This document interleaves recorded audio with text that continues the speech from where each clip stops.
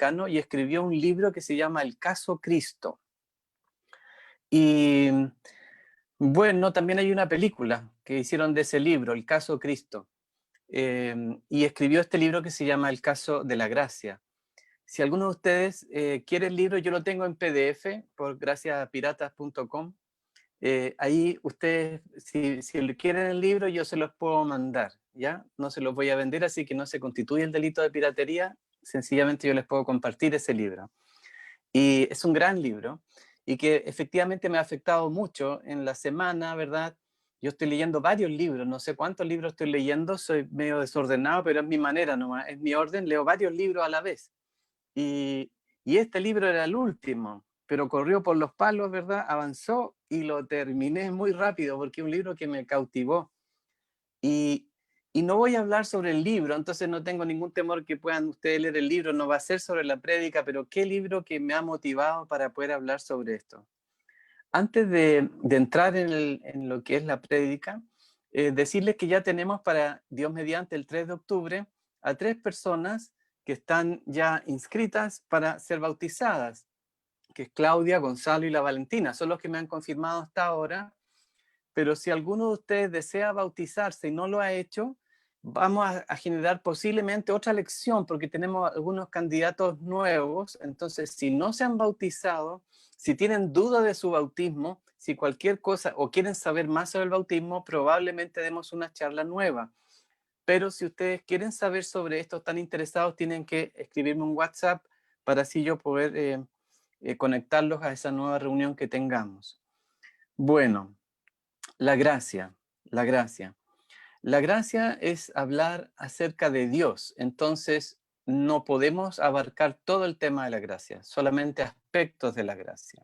Entonces no pretendo hacer un estudio que concluya sobre la gracia, no se puede. Tampoco voy a hablar de la gracia desde un punto de vista teológico, no, sino que desde un punto de vista práctico y de los hechos, La gracia es un don, ¿verdad? Es un poder y tantas otras cosas, pero hoy día voy a tocar un aspecto que es la gracia como el beneficio, la gracia como la bendición, el don inmerecido, el regalo inmerecido. Ese aspecto de la gracia solamente. La Biblia está llena de tapa a tapa, ¿no? Ustedes tienen su Biblia en sus manos por ahí. La Biblia, desde el Génesis hasta el Apocalipsis, nos habla de gracia. La gracia está cubierto. No es solamente desde el Nuevo Testamento, no, está en toda la Biblia. Pero vamos a ver que se personifica en la persona de Cristo. Ahora, eh, aparece en la Biblia completa, yo diría, en la Escritura está la gracia, pero está más concentrada en algunos libros que otros. Y yo diría que un libro donde está particularmente concentrada la gracia es el libro de Romanos. Podría ser también Efesios, en el Antiguo Testamento Oseas, pero en el Nuevo Testamento parece muy concentrada la gracia en la carta a los romanos. Ahora, para poder aterrizar el tema, la carta a los romanos no es un libro teológico. A veces se presenta como que si fuera la alta teología de Pablo, pero en realidad la carta a los romanos es una carta que escribió el apóstol Pablo a los romanos que estaban, a los cristianos que estaban en Roma. Esa es la epístola, la carta a los romanos. Es una carta del apóstol Pablo a los cristianos que están en Roma. ¿Y cómo era Roma en ese tiempo? Roma era un lugar difícil. Para el siglo I, Roma era un lugar muy difícil, con tiranos, ¿verdad?, que gobernaban. Eh, los emperadores eran divinidades, es decir, desde Octavio Augusto, desde ahí para adelante se consideran seres divinos. Y también está todo muy enredado dentro de lo que el mundo más culto romano, los antiguos dioses que venían de Grecia con nuevos nombres mezclados con seres humanos, una cosa muy extraña y ambigua, pero también muy tiránica. Es decir, esto permitía que cualquier persona, porque tenía una impresión y tenía el poder y los recursos, podía abusar de cualquier otro. Había mucha inmoralidad, mucha inmoralidad. El siglo I fue famoso por los temas de la inmoralidad. El hombre entregaba a sus más altas bajas pasiones. Había intrigas, asesinatos, crueldades, había injusticia, engaño y un culto a dioses falsos. en este mundo fue donde fue escrita la carta a los romanos. Es muy importante que ustedes puedan verlo porque hay que ver que estaban estos cristianos que escuchan este mensaje, pero en ese mundo vivían. No viven en una parcela, ¿verdad?, donde están todos los cristianos reunidos y cantan alabanzas, ni ellos están como apartados de una comunidad en una montaña. No, ellos están insertos en una ciudad que era muy grande ese tiempo, para ese tiempo, pero que además estaba muy llena de inmoralidad. Jesucristo nace también en ese mismo contexto, pero en un lugar muy pequeñito, en un Israel, ¿verdad? Que es un punto dentro de la nada, porque Israel es muy pequeño, ya no tiene mucha historia, es un pueblo que venía de una gran historia por la ayuda del Señor, ¿verdad? Especialmente en los reinados de David y Salomón, pero luego Israel pasó a ser un protectorado nomás de un imperio. Entonces Jesús nace además en un pueblito pequeño dentro de un sistema muy abusivo y además muy inmoral, con muchas cosas que estaban totalmente equivocadas. Ahora, ¿cuál es el mensaje de Romanos, de Pablo a los romanos? Y aquí vamos a leer algunos versículos. Romanos 5:20, dentro de este contexto, el apóstol Pablo le dice a los cristianos en Roma, pero donde el pecado abundó, sobreabundó la gracia. Y yo espero que eso quede grabado en sus corazones hoy. Pero donde el pecado abundó, sobreabundó la gracia. Leí en ese libro que les mencioné la historia de un pastor que tiene su iglesia en Las Vegas, en los Estados Unidos, en Las Vegas, ese lugar que se parece un poco a Roma, por lo menos en el siglo I. Y la iglesia de él tiene un eslogan que dice que Las Vegas es la ciudad de la gracia. Y entonces uno diría, pero nada que ver, porque Las Vegas, ¿cómo va a ser el lugar de la gracia? Y entonces abajo dice, porque donde abundó el pecado, sobreabundó la gracia. Porque donde abundó el pecado, sobreabundó la gracia. Es decir, vemos que en contextos difíciles para el cristianismo, donde es muy difícil, donde todo está al revés, sobreabunda la gracia. Y el segundo texto que me gustaría que ustedes puedan ver se encuentra en Efesios, en el capítulo 2, desde los versos 4 al 7. Efesios 2, desde los versos 4 al 7. Dice, pero Dios, que es rico en misericordia, por causa del gran amor con que nos amó, aun cuando estábamos muertos en nuestros delitos, nos dio vida juntamente con Cristo. Por gracia habéis sido salvados. Y con Él nos resucitó, y con Él nos sentó en los lugares celestiales en Cristo Jesús, a fin de poder mostrar en los siglos venideros las sobreabundantes riquezas de su gracia por su bondad para con nosotros en Cristo Jesús. Entonces, en este contexto, el apóstol Pablo dice que estando nosotros en nuestros delitos y pecados, ¿qué fue lo que hizo Dios? Nos dio vida, por gracia somos salvos, aclara el apóstol Pablo, nos resucitó, nos sentó en los lugares celestiales. ¿Para qué? ¿Para qué toda esta gracia? A fin de poder mostrar en los siglos venideros las sobreabundantes riquezas de su gracia por su bondad para con nosotros en Cristo Jesús. No me había dado cuenta yo de este versículo, pero el apóstol Pablo está diciendo que en los siglos venideros, o sea que Pablo decía que el Señor estaba cerca, pero a la vez se da cuenta que en los siglos venideros el Señor, esta gracia, esta sobreabundante riqueza de su gracia, deberá ser mostrada a través de los siglos. O sea que Pablo lograba ver de que el propósito de Dios de esta gracia tan increíble era para que fuera mostrada a través de generaciones y generaciones por siglos y siglos. Y nosotros hoy día, claro, tenemos una percepción de que hoy día podríamos estar al final del tiempo, al final de la historia. Puede que así sea, pero esa gracia ha recorrido la historia, es decir, viene desde Cristo, esa gracia ha llegado de historias en historias, historias en historias, y ha llegado a ser parte de mi propia historia. Yo también soy una historia de la gracia. Ahora, cuando hablamos de la gracia, de esta gracia maravillosa que transforma, tenemos que aclarar que nos referimos a la gracia de nuestro Señor Jesucristo. Es por Cristo. De hecho, podríamos decir que un sinónimo de Jesús podría ser gracia. Él es el regalo del Padre para nosotros. Él es la gracia que nosotros necesitamos para vivir. Jesús es la gracia. Jesús es el regalo. Es el regalo inmenso del Padre para nosotros. En Juan, en el Evangelio de Juan, leemos en el capítulo 1, verso 14, y el Verbo se hizo carne y habitó entre nosotros y vimos su gloria, gloria como del unigénito, del Padre, lleno de gracia y de verdad, lleno de gracia y de verdad. Jesucristo, el Señor. Y el versículo 17 del mismo capítulo 1 dice, porque la ley fue dada por Moisés, la gracia y la verdad fueron hechas realidad por medio de Jesucristo. Se los leo, ese es un pasaje precioso. Ustedes debieran rayar su Biblia ahí nomás, sin miedo, con destacador y poner un aleluya. A veces hagan eso, sean libres, ¿no? Es decir, la Biblia es un libro sagrado, pero es la palabra de Dios lo sagrado. Pero podemos poner ahí, aleluya, ¿verdad? O pon la fecha en que Dios te habló acerca de esta gracia enorme. Lo voy a leer de nuevo, Juan 1:17, porque la ley fue dada por medio de Moisés, punto y coma. Y después dice, la gracia y la verdad fueron hechas realidad por medio de Jesucristo. La gracia y la verdad fueron hechas realidad por medio de Jesucristo. Y entre medio, el versículo 16 del capítulo 1, pues de su plenitud, de Jesús, todos hemos recibido, y gracia sobre gracia, gracia sobre gracia, gracia sobre gracia.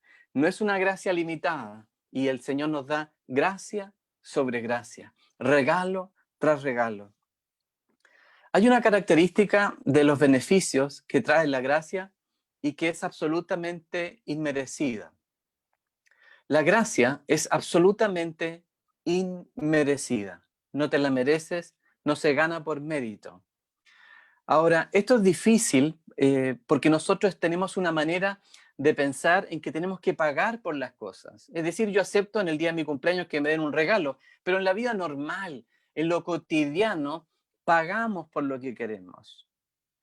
Y por eso queremos hacer algún tipo de mérito para ganar este regalo precioso. Toda esta gracia, de alguna manera, algunos los inquieta y dicen, pero tengo que hacer algo entonces para pagar por esto. Algún tipo de pago para este regalo.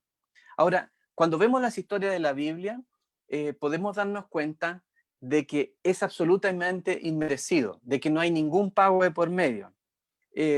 La historia, por ejemplo, vamos a hablar de varias historias, pero una historia, la historia del ladrón que muere al lado del Señor Jesús. ¿Se acuerdan de esa historia? Está casi al final, ¿verdad?, de los evangelios y se encuentra Jesús en la cruz, esa cruz que nos salvó, pero además hay dos cruces al lado, dos cruces de madera que no van a provocar ningún impacto en la historia de la humanidad, pero están ahí con él. Es decir, está la cruz increíble, maravillosa, todopoderosa, que va a cambiar la historia de la humanidad, la historia por los siglos de los siglos. Es decir, tiene un impacto eterno, un impacto cósmico. Pero aparte de esa cruz, que es la cruz de Jesús, hay dos cruces a los lados. Hay dos ladrones a los lados. Esos estaban bien crucificados. Esos habían cometido alguna fechoría que de alguna manera justificaba que estuvieran allí. Esos estaban bien clavados allí. Ahí esa parte, quizás la luz no nos permite ver estas dos cruces, pero ahí están. El relato es un poquito confuso respecto de un diálogo que hubo de estos dos ladrones con Jesús, especialmente al comienzo. Parece que ambos, según uno de los evangelistas, ambos empiezan a insultar al Señor. Así es, ambos. Pero en un momento, uno de los dos se da vuelta. Uno de los dos como que comprende, no sé por qué, pero entiende y le pide al Señor que se acuerde de él cuando esté en el paraíso. Y Jesús le dice esa frase increíble, bueno, hoy estarás conmigo en el paraíso. Hoy estarás conmigo en el paraíso. Ahora, ¿cómo vemos nosotros a ese ladrón? Algunos podrán decir, bueno, quizás estuvo ahí porque tuvo una infancia difícil, o quizás tuvo un papá que lo golpeaba, o quizás tiene una historia muy triste, ¿verdad?, que justifica que él haya terminado de esa manera, pobrecito, ¿verdad? Era víctima de sus circunstancias, pero no, no, no. Él estaba bien clavado. Sus pecados lo habían llevado allí. Quizás era más notorio. Quizás a nosotros no nos suben arriba de una cruz, pero él sí, y su pecado era muy notorio. Pero estaba ahí, estaba crucificado. La razón de por qué ese hombre estuvo en el paraíso no es porque él tenía un mal pasado triste, ¿verdad?, que justificaba sus acciones y por eso Dios, ¿verdad?, de alguna manera entiende y lo recibe. No, no, no, no, no. Él estaba absolutamente perdido y Jesucristo lo salva dentro de su perversión, dentro de su maldad, y Jesús lo salva. Eso es pura gracia, pura gracia. En realidad le puse a este sermón como título Pura Gracia. Y se lo puse porque tengo unos amigos que tienen de Jucum, de Juventud con una Misión, ellos tienen una base en Pichilemu y uno de ellos eh, hizo un proyecto que tiene piscina y gimnasio y ese proyecto se llama Pura Vida. Pura Vida. Me gusta ese nombre. Y entonces, cuando voy allá, me gusta ver ahí. Y este amigo que fue el que lo hizo, cuando yo lo veo a él, oh, este hombre es pura vida. En realidad, él es el reflejo de ese ministerio, pura vida. Pero yo pensé para ustedes y para mí hoy, hermanos, hermanas, pura gracia, pura gracia. De eso estamos hablando. Estamos recién entrando. Pura gracia. El punto con la gracia es que tenemos que entender el concepto que la Biblia nos está dando de la gracia y para eso tenemos que poner mucha atención y a la vez derribar conceptos que tenemos en nuestra mente sobre cómo enfrentarnos delante de Dios, cómo pararnos delante de Dios. Vamos a tener que hacer una especie de lavado de ideas que pueden estar equivocadas. Desde niños, nosotros estamos formados en base a lo que se llama la meritocracia y pensamos que lo mismo debe ser con Dios. Nuestros padres nos hablaban desde pequeños que teníamos que esforzarnos, ¿verdad?, para ser alguien, y si estudiábamos, y si nos sacábamos la mugre, ¿verdad?, íbamos a llegar a ser alguien. Y después los profesores en el colegio me lo remarcaban, ¿verdad? Usted tiene que estudiar, y tiene que esforzarse, y tiene que trabajar. Y está bien. Y después mis abuelos repetían lo mismo. Entonces, cuando llega el tema de la salvación, como que de alguna manera ese colectivo en nuestra mente de voces se empieza a activar y pensamos que así también funciona con Dios, que de alguna manera nosotros tenemos que esforzarnos para ganar la salvación o que tenemos que pagar por la salvación. No es algo racional, pero está allí, lo tenemos, es que hemos sido formados de esa manera. Ahora, no me malentiendan, es bueno esforzarse, es bueno estudiar, es bueno trabajar, es bueno capacitarse, la Biblia habla de esto. Hay muchos proverbios que hablan de esto del flojo, del perezoso y aquel que trabaja. Pablo decía que el que no trabaja, que no coma. Es decir, hay un esfuerzo que está bueno, ¿verdad? Que es bueno esforzarse, es bueno madrugar, es bueno ponerle ñeque a esta vida. Ahora, el punto es que para la salvación no sirve. Para la salvación no sirve. Sirve para obtener trabajo, sirve para comprarse una casa, sirve para comprarse un auto, sirve para las cosas de acá, pero no sirve para las cosas de allá. El trabajo que hacemos, el esfuerzo que pongamos, no nos sirve para la salvación.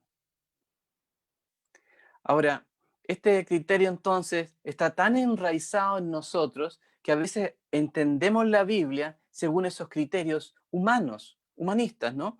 Algunos piensan, por ejemplo, que Dios escogió al apóstol Pablo porque estaba súper preparado. O sea que Dios dijo, voy a escoger al apóstol Pablo. O sea, Pablo primero no era ni Pablo o Saulo, como quieran ustedes, ¿verdad? Lo escoge, ¿verdad? Porque dice, wow, este es el tipazo que yo necesitaba para evangelizar todo el mundo conocido. Porque estaba bien preparado, porque tenía alto conocimiento, porque tenía labia, pero la respuesta a eso es no, no, no es así. Si al Señor le hubiese placido que el apóstol Pablo estuviera limpiando las bancas de la iglesia durante toda su vida, así habría sido. Y Pablo habría sido feliz, habría estado movido en lo que Dios le hubiera llamado. O quizá un escritor anónimo, o quizás o sería otro tipo de persona, pero en realidad él obtuvo la gracia, porque lo que tenemos que entender es que Pablo fue un orgulloso, un legalista, un egocéntrico, un perseguidor de la iglesia. Arrastró a hombres y mujeres a castigos terribles. Fue cómplice al menos de la muerte de Esteban. Y quién sabe cuántas otras cosas cometió Pablo. Pablo era un hombre terrible. Era de esos que te anda buscando siempre la coma, ¿verdad? El punto y coma, y que está siempre en la regla, y que quiere que todo el mundo se mueva en esa regla. Pablo era de ese perfil. Terrible, no misericordioso. Yo creo que era tanto lo que Pablo traía de su propia vida, que estaba tan podrida, que cuando él se convierte, dice la Biblia que él tuvo que irse al desierto por un tiempo, antes de iniciar su ministerio. Yo creo que él tenía que arreglar muchas cosas en su vida. Tenía que permitir que el Espíritu Santo obrara muchas cosas en su vida, primero antes de ir y compartir el Evangelio. Había mucho dolor en la vida de Pablo. Había mucha vergüenza en la vida de Pablo. Había mucha culpa en la vida de Pablo. De alguna manera él despierta y se da cuenta que ha estado totalmente equivocado. La gracia es inmerecida, es inmerecida. No es justa desde un punto de vista de lo equitativo. No es justa.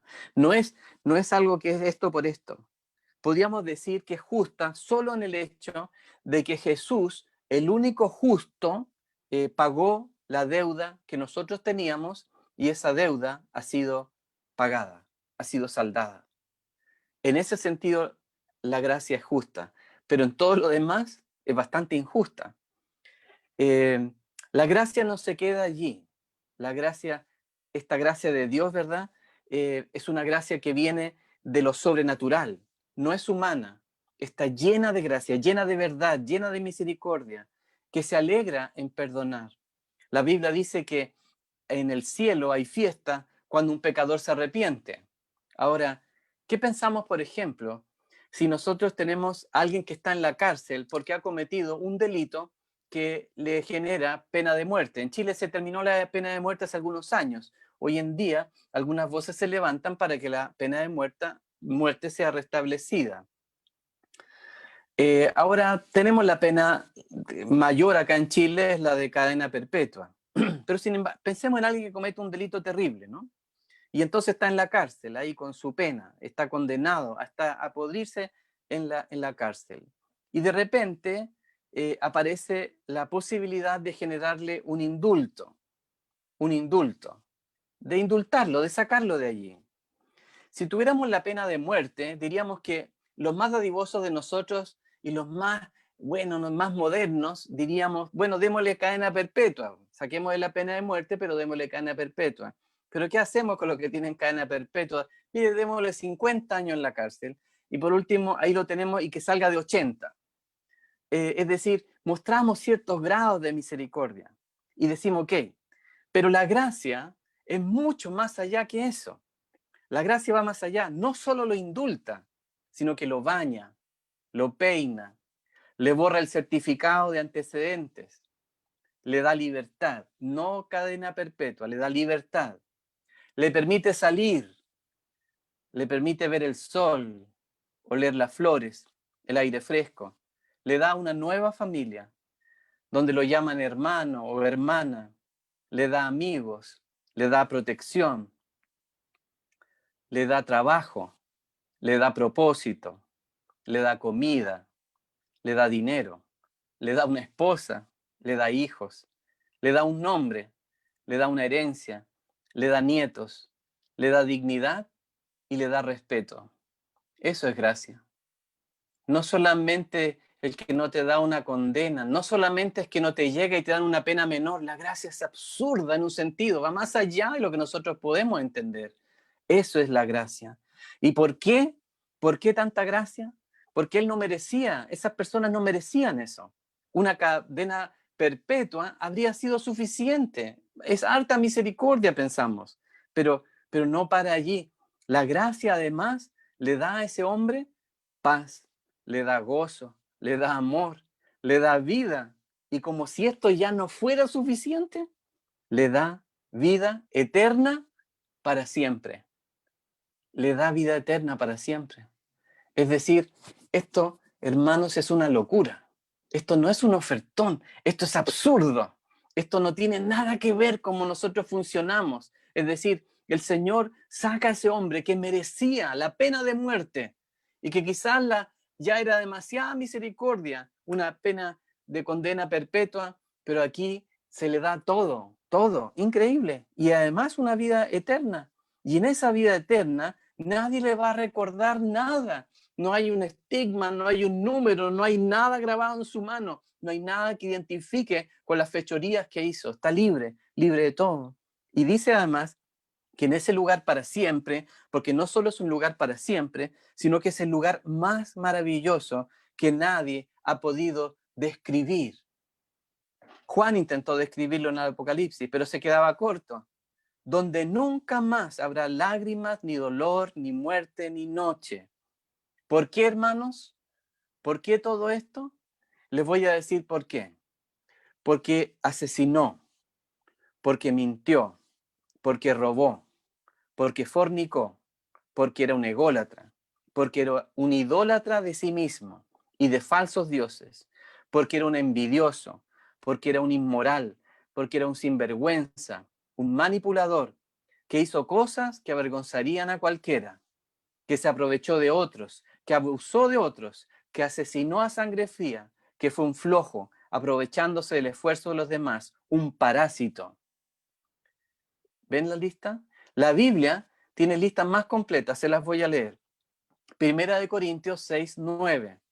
No os dejéis engañar, ni los inmorales, ni los idólatras, ni los adúlteros, ni los afeminados, ni los homosexuales, ni los ladrones, ni los avaros, ni los borrachos, ni los difamadores, ni los estafadores heredarán el reino de Dios. Y esto erais algunos de vosotros. Y esto erais algunos de vosotros. Pero, dice la Escritura, pero fuisteis lavados, pero fuisteis santificados, pero fuisteis justificados en el nombre del Señor Jesucristo y en el Espíritu de nuestro Dios. Eso es gracia. Éramos de esos, éramos de esa lista. Pero aquí, ¿qué es lo que ocurrió? Dice la Biblia. Pero hemos sido lavados, nos lavaron, estamos limpiecitos, hemos sido santificados, apartados, justificados. Ahora además somos justos, nos cambiaron la identidad. Y todo esto por el nombre de Jesús y en el poder del Espíritu Santo. O sea que, ¿quién se va a oponer a esto? Si el Rey de Reyes ha ocasionado esto, ¿alguien levantará una voz en contra del Hacedor de la vida, el Alfa y la Omega? ¿Alguien osará decir algo frente a esto tan maravilloso? Gracia inagotable, gracia no merecida, gracia gratuita. Déjenme contarle otra historia. ¿Conocen la historia de la mujer adúltera en la Biblia? Es una historia famosa. Esa mujer había sido sorprendida en adulterio. ¿La recuerdan o no? Aunque se háganme así o si saben algo de esa historia, ¿no? Eh, esa mujer es interesante porque no sabemos su nombre. Y hoy día el Señor me decía, mientras yo preparaba, porque me costó mucho preparar este sermón, porque en un sentido yo he sido impactado por ese libro que les mencioné, ese libro, El caso de la gracia, pero habla de historia y yo es, ¿cómo puedo predicar, Señor? ¿De qué predico? Pero tenía en mi corazón la gracia y no sabía qué hacer. Y ayer hice un intento, anteayer hice otro intento y así estaba. Pero hoy en la mañana el Señor me daba el mensaje y en un ratito lo tenía. Gloria a Dios, porque el Señor es poderoso, el Señor es sobrenatural en nosotros. Y saben, me di cuenta de un detalle, el Señor me mostraba algo muy hermoso de esta historia, que esa mujer no tiene nombre, no tiene nombre. Se llama sencillamente la mujer adúltera. Y entonces, ¿por qué no mencionan su nombre? Y yo pensaba, por gracia no mencionan el nombre. Eh, Jesús tuvo su ministerio en Capernaum y en los alrededores de Galilea. Estos son pueblos bien pequeños. Capernaum se calcula que tenía como 1000 personas en la época de Cristo. Cuando yo fui misionero con la NIMIC y los dos primeros leones en la selva amazónica, recuerdo que había un pueblito que se llama Teoponte. Teoponte es un pueblo en la selva que a mí siempre me gustó harto. Me gustó harto. Era un pueblo pequeño como de 1500 personas y resultó que estuvo de aniversario la semana pasada y han hecho un video y yo tengo algunos contactos con gente que tiene Facebook, ¿verdad? Y celebraron no sé qué años de Teoponte, ¿verdad? Y generaron un video. El video es bien corto porque el pueblo es súper chico, entonces no hay mucho que mostrar. El video muestra la plaza, después de una vuelta y vuelta a mostrar la plaza y vuelta para allá y vuelta a mostrar la plaza, porque no hay mucho más. Y yo pensaba, esta mujer adúltera estaba en estos pueblos chicos, ¿verdad? Con 1000 personas, todos sabían cómo se llamaba. Si yo cuando iba a Teoponte yo conocía hasta el alcalde, pues yo conocía a todo el mundo, porque conoces a todos y todos están ahí, todos se juntan en la plaza, todos saben quiénes son. Esta mujer tenía nombre, todos sabían cómo se llamaba, pero Dios tan gentil, protegiendo, protegiendo a esta mujer hasta en ese punto, el no saber su nombre. Sabemos lo que hizo, ¿no? Pero se le cubrió.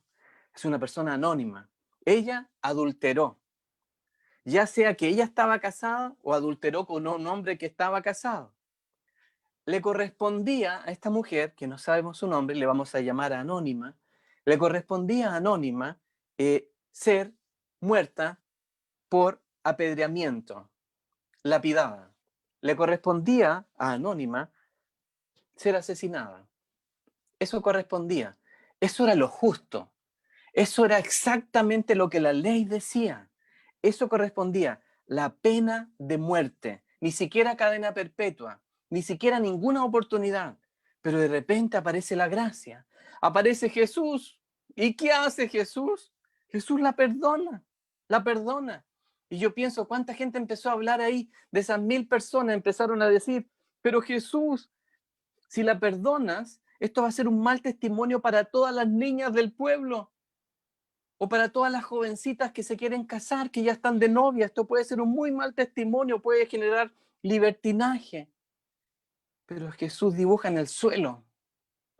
Jesús dibuja en el suelo y lanza 2 frases más, pero déjenme retenerme en 2 frases. La primera, que es un misil intercontinental que Jesús va a lanzar en ese momento. Jesús dice, el que esté libre de pecado, que lance la primera piedra. El que esté libre de pecado, que lance la primera piedra. Nadie lo hizo, porque Jesús va al corazón. Jesús no se queda en las estadísticas sobre las niñas embarazadas o los abortos de este año. Jesús va al epicentro, va al problema fundamental. Todos somos pecadores, todos necesitamos salvación, porque todos estamos muertos. Todos estamos muertos. Jesús, en el fondo, está diciendo, no la apedreen, ya está muerta. No la empujen más si ya está muerta. Y si la matan, vendrán otros y tendrán que ocupar más piedras, porque el problema es otro. El problema es el corazón.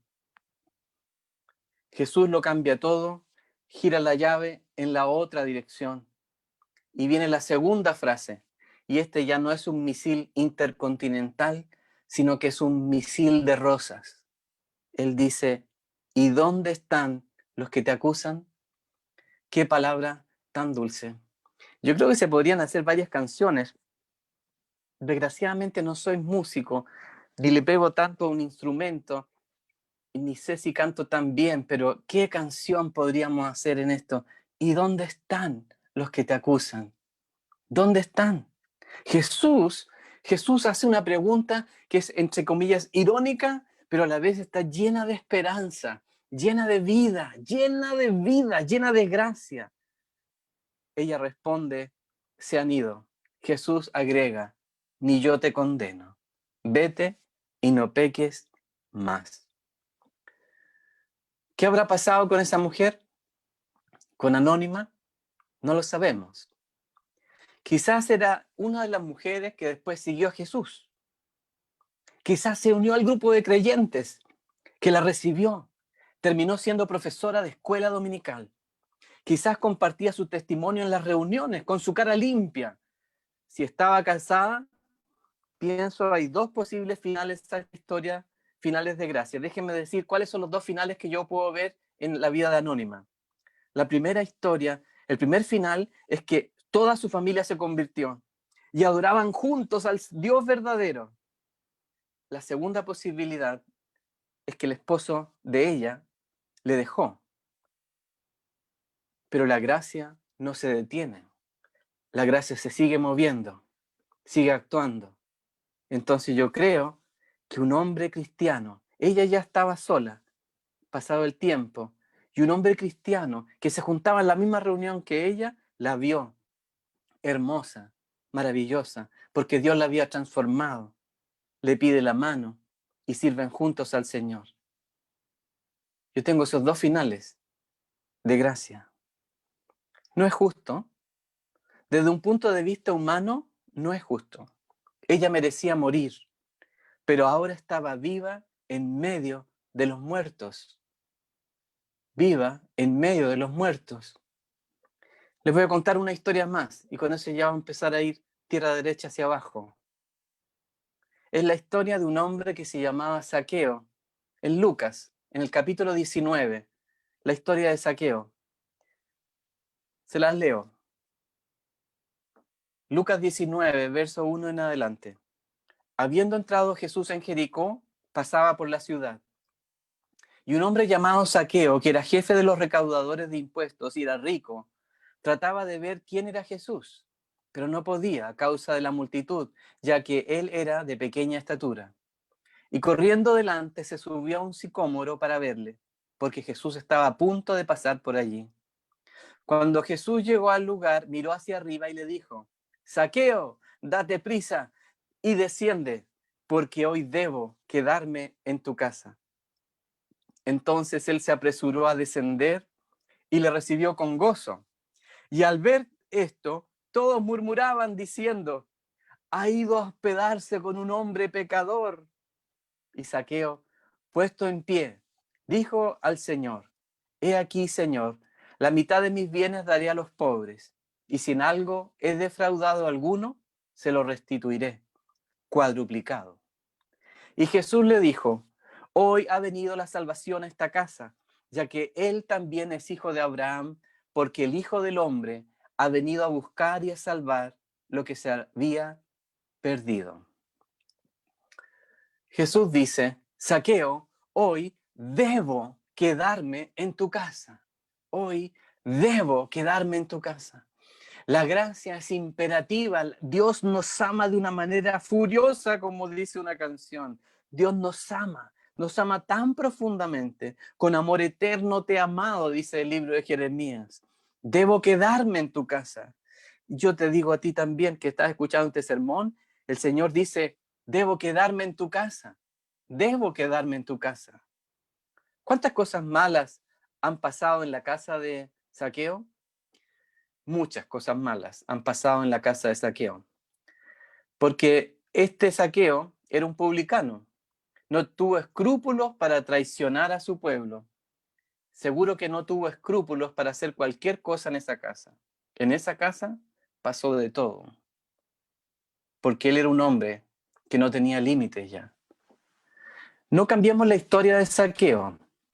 No es ese hombre pequeñito, gordito, con cachetes rojos, ¿verdad? Y bonachón, que nos muestran las historias del día domingo. No, no es ese el Zaqueo. Pero la gracia va a entrar a la casa de este hombre. Zaqueo era un hombre perverso. Zaqueo era un hombre perverso, malo en el pleno sentido de la palabra. Era un traidor, era un sinvergüenza, era un aprovechador. Se aprovechó de los pobres. Era un extorsionador. Zaqueo era un paria. Zaqueo no pertenecía a Israel. No era digno de ser llamado un israelita. Era un sinvergüenza, era un expatriado, un paria. Pero la gracia entrará a su casa.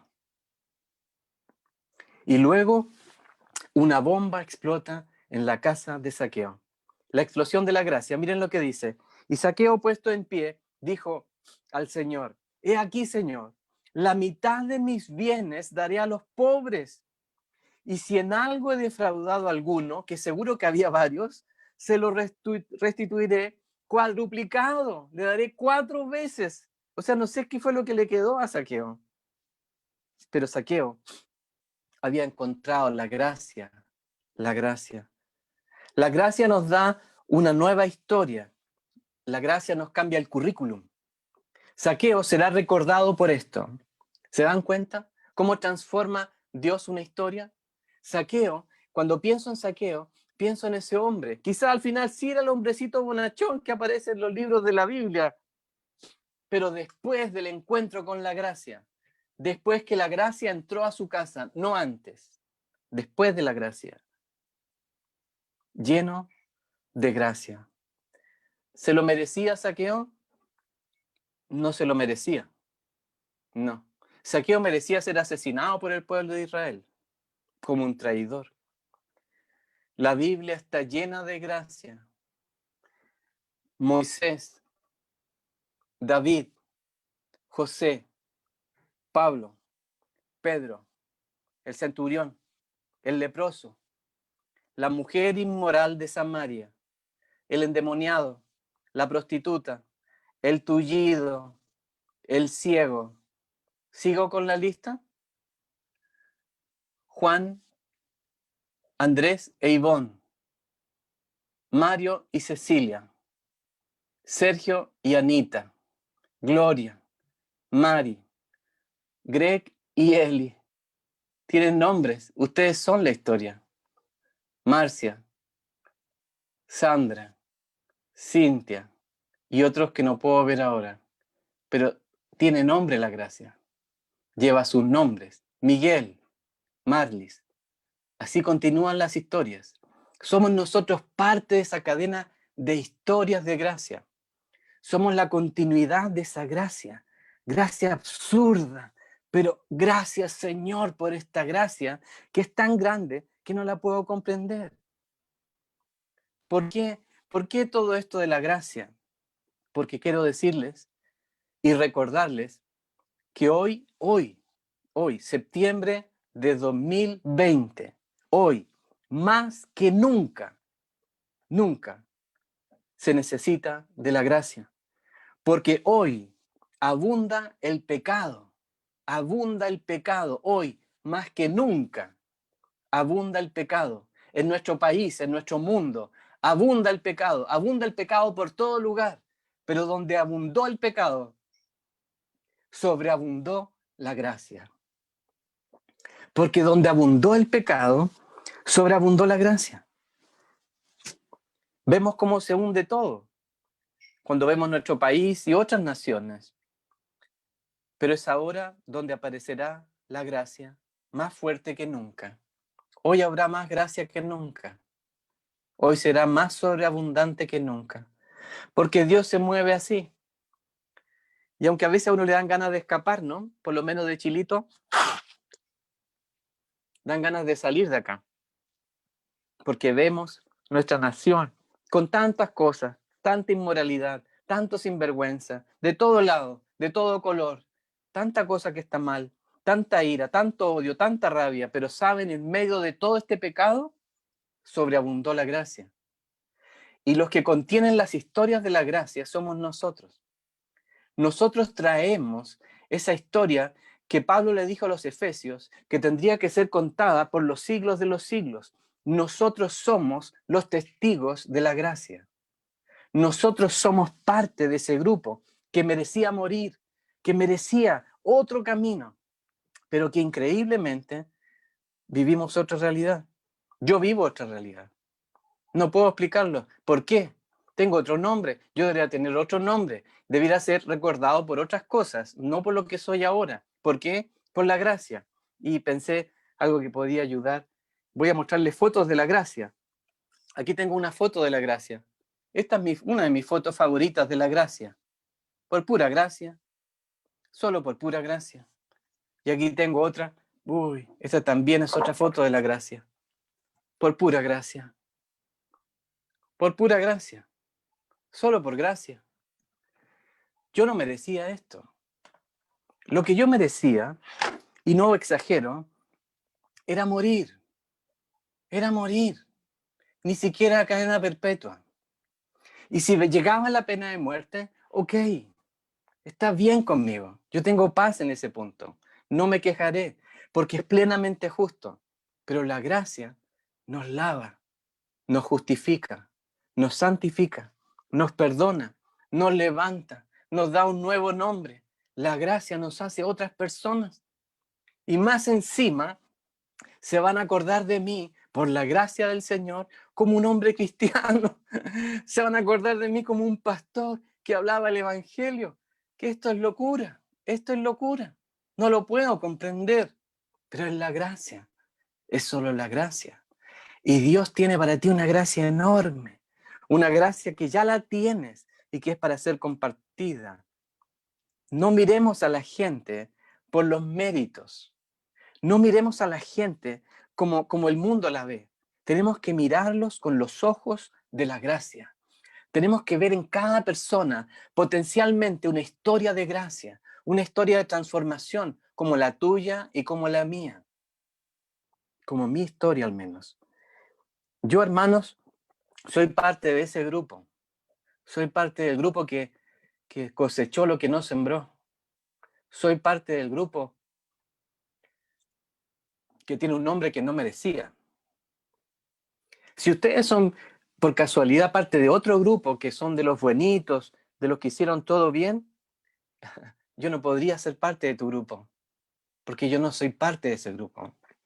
Yo soy parte del grupo de los que se equivocaron, de los que hicieron todo malo, de los que la embarraron.